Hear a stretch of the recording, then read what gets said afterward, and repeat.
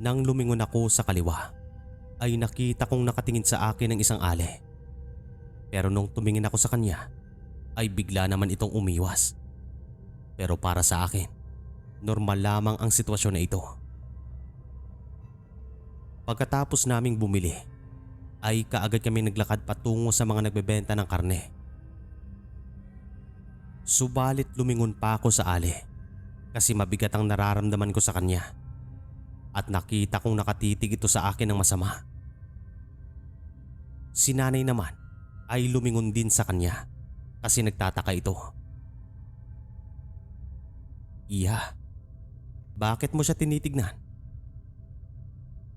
Tanong pa ng aking nanay. Hindi ko nga po alam kung bakit.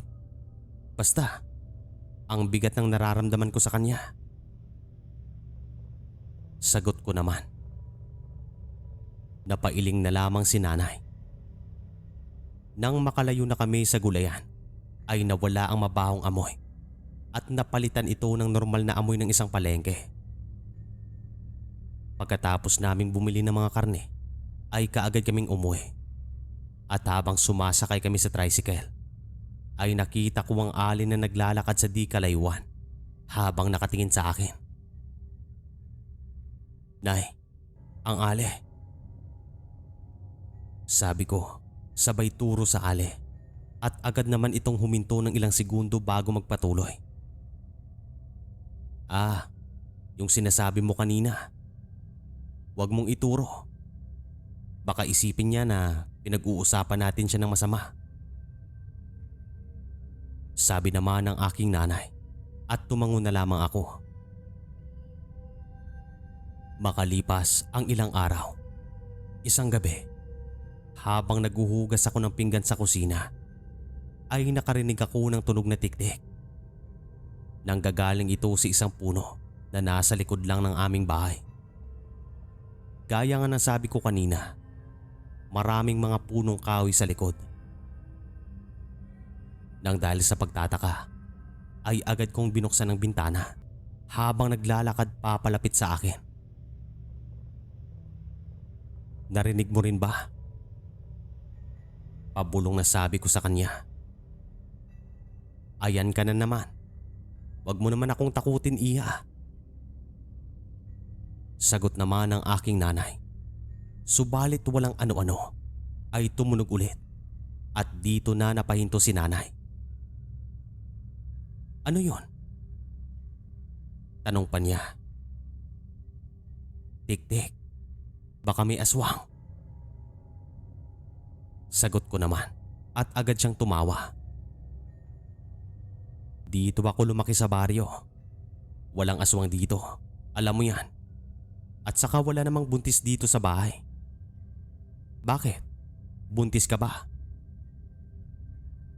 Pabirong sabi pa niya at agad naman akong napangiti.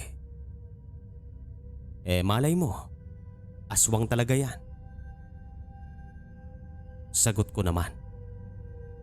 Siya nga po pala, ako po ang nag-iisang anak. At ang tatay ko naman ay pumanaw noong nasa edad ako na 10. Inisip namin na baka ibon lamang ang gumagawa ng tunog na ito. Kaya parang normal lamang sa amin ang gabing ito. Makalipas ang mahigit kalahating oras, ay pumasok na kami sa kanya-kanya naming mga kwarto upang magpahinga. At makalipas lang ang isang oras, ay nakatulog ako. Pagpatak naman ng alas 11, ay nagising ako sa isang bulong. Kaya agad akong bumangon at tumingin sa aking paligid. Pero nagtataka ako kung sino ang bumulong. Hindi ko rin makita si nanay at nakalak din ang bintana at pinto. Dito na ako unti-unting kinabahan sapagkat dinig na dinig ko ang kanyang boses. Walang ano-ano ay nakarinig ako ng tunog na tiktik. Pero nanggagaling na ito sa silong ng aming bahay at unti-unti akong nakaamoy ng mabaho.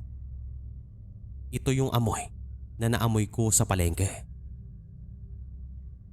Dahan-dahan akong tumayo kasi pupunta ako sa kwarto ng aking nanay. Subalit, Kinilabutan ako sa aking nakita. Nakakita ako ng mga mata sa siwang ng sahig na nakatitig sa akin ng masama.